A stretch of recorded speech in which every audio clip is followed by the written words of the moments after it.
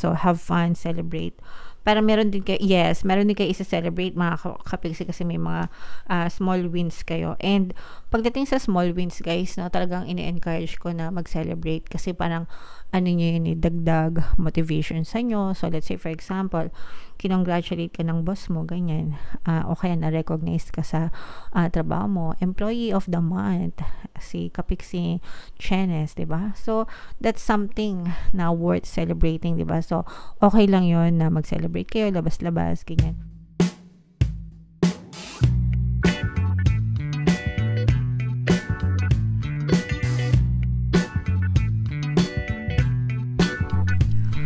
Hello guys, hello Gemini, welcome back to Pinoy Pixie Tarot.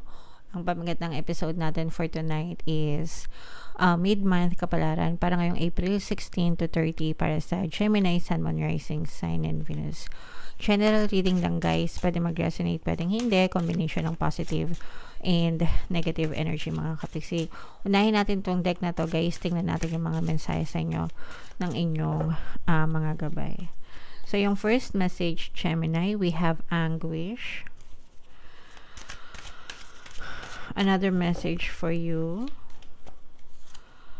is reflection. And another one, guys, we have potential mga kapiksi. So, this is negative, both negative and positive. Hindi ko masabing negative, guys, pero masyadong maraming gumugulo, masyado kayong maraming pinag-iisipan sa panahon na to, mga kapiksi, no? So, probably dahil sa mga na-experience nyo sa buhay, dahil sa mga circumstances nyo, you're beginning to ask yourself, bakit nangyayari to? You're getting a lot of whys, mga kapiksi. Marami kayong bakit, no? Bakit nangyayari sa akin to? Bakit sa akin pa? Bakit ngayon pa?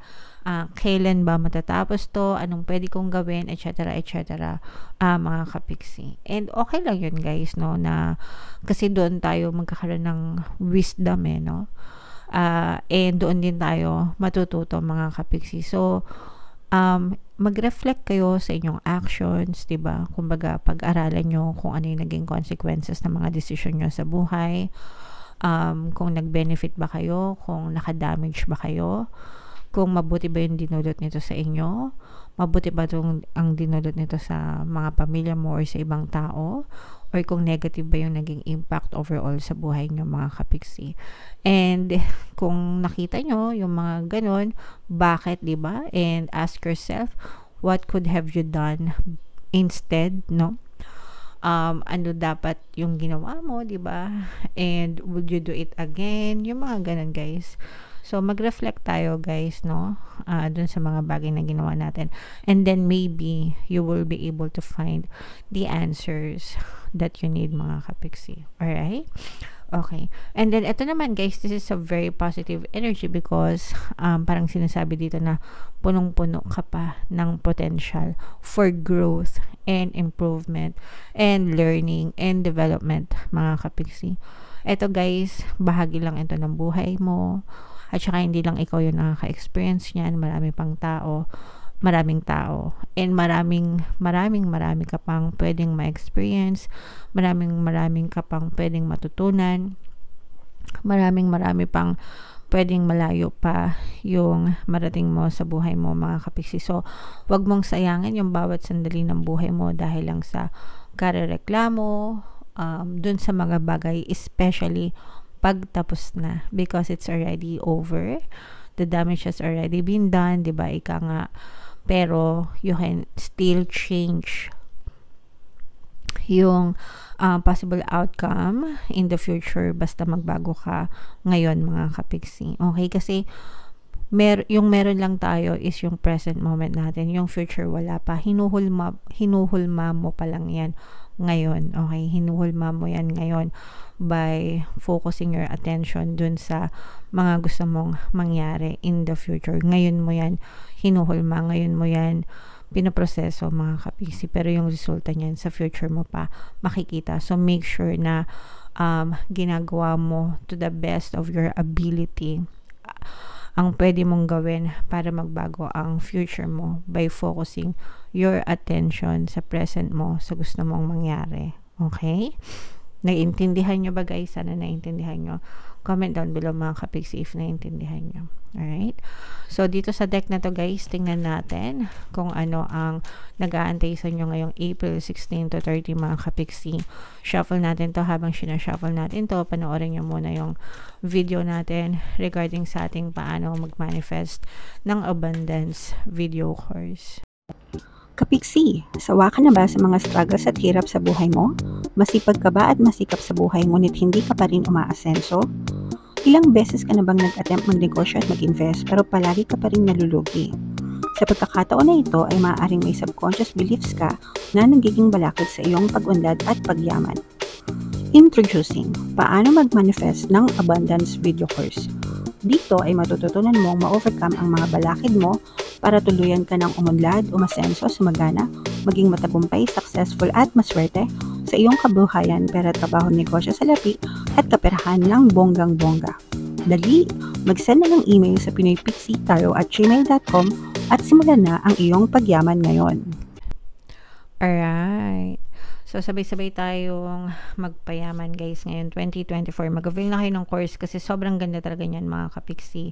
And good news guys, no, dahil ngayong April until April 30 mga kapiksi, magbibigay tayo ng 200 pesos na discount guys sa lahat na mag-avail ng course. Kaya mag-avail na kayo mga kapiksi. And meron din tayo guys, email coaching, manifest your desires using the law of attraction. If meron kayo guys mga specific na gusto nyong i-manifest, pwedeng love and relationship mga kapiksi, pwedeng money or career, pwede kayong magpabook ng email coaching session with me. Mag-send lang kayo guys ng email sa pinoypixitaro@gmail.com. So, Gemini guys, kayo ay represent ng Queen of Swords sa ating spread. This is both negative and positive. Nakita natin dito guys na marami kayong struggle kasi marami kayong responsibilities and obligations sa buhay. And kayo naman, bilang kayo ay very mature na mga tao, very tawag dito, provider, supporter, ganyan. Parang tinitiis nyo ang lahat, no? Kaya lang masyado kayong nahihirapan mga kapiksi. Kasi for some of you, parang hindi naman sa pero parang nai-spoil din, no? Yung pamilya nyo, yung and okay lang naman. I mean, wala namang masama doon guys kung kaya naman natin, di ba? Kasi ako din, I'm a very independent person. So, kung kaya kong ma-spoil yung family ko hanggang sa abot ng aking makakaya, ibibigay ko. Pero, hindi rin, ang maganda kasi doon kasi alam nila yung worth ng bawat sakripisyo ko. Kaya, hindi rin abusado yung pamilya ko mga kapiksi. Makikita mo talaga yung pagtulong nila, ganyan. Pero, diba, kasi yung mga provider na kagaya natin, hanggang may bibigay natin sa mga anak natin, sa pamilya natin, gagawin natin. Yun nga lang, nakikita natin dito sa inyo, Gemini, is too much, no? Na nagiging masyadong mabigat na yung pasanin nyo. To the point na parang nai-spoiled na yung mga umaasa sa inyo, tapos parang nagiging tamad na sila. Nagets nyo ba? Parang nagiging tamad na sila, naasa na lang sila sa inyo, pero pag hindi na kayo kumilos, parang kawawa na sila, ngangan na sila. So, ganun yung nakikita natin sa inyo, Gemini. It doesn't hurt, mga kapiksi, to tell them na tulungan nyo ako, nahihirapan ako. No? Masyado itong mabigat para sa akin.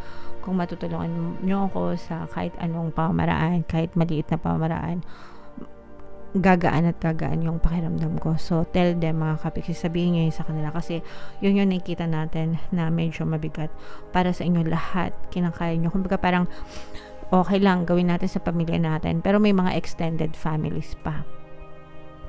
Yun yung nakikita natin sa inyo. Parang may mga extended families pa. And even yung iba sa inyo, parang may mga adults na, let's say for example, yung anak mo adult na, pero nakasandal pa rin sa'yo, nakapisan pa rin sa'yo. Again, para sa akin, wala akong masama hanggang kaya nyo, hanggang gusto nyo, diba? Pero masyado ng, kumbaga parang kailangan din nilang matulong tumayo, diba? Sa sarili nilang paa para alam mo yun, gumaan-gaan din yung dalahin nyo mga kapiksi. Nagets nyo ba? Comment down below guys if feeling nyo naka-resonate kayo dyan. For some of you guys, nagkakaroon kayo ng good karma. Ito yung may kapalit na good karma naman guys kasi lahat ng mga sakripisyo nyo, okay?